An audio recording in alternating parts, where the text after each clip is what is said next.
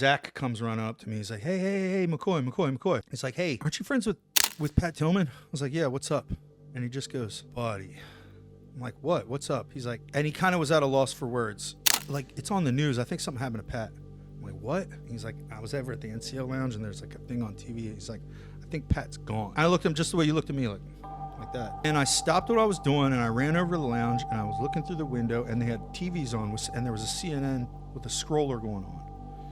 And they were announcing like, star NFL athlete Pat Tillman has been killed in Afghanistan. And I went into the NCO lounge, which of course I'm strictly forbidden from doing this because I'm not only a student, but I'm a recycle student. Barge in there and I'm looking at the TV. I'm watching the scroller go by and this guy comes up and he's like, hey, you're not supposed to be in here. And I was like, yeah, shush.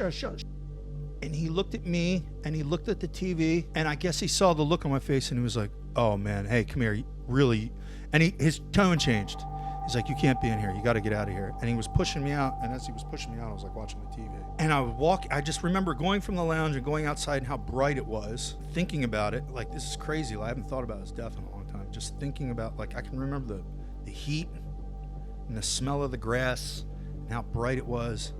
And thinking, like, because I knew Blessing, but this was a dear friend of mine. This is somebody I cared about, somebody I looked up to, and somebody I loved.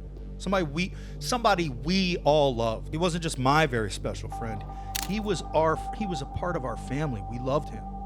It was impossible to not like this person. He was a very, very special person. And I remember walking outside and they held a formation. They were like, all right, everybody form up. And I kind of walked over in like a zombie state. And one of the NCOs came out and he had a clipboard. And he's like, I got an announcement to make. And he pulled some papers out. And he started reading the announcement of Tillman's death. And there were two guys behind me talking. And I turned around and I kind of like went nuclear. I was like, shut up. And the guy was like, all right, hey, get it together.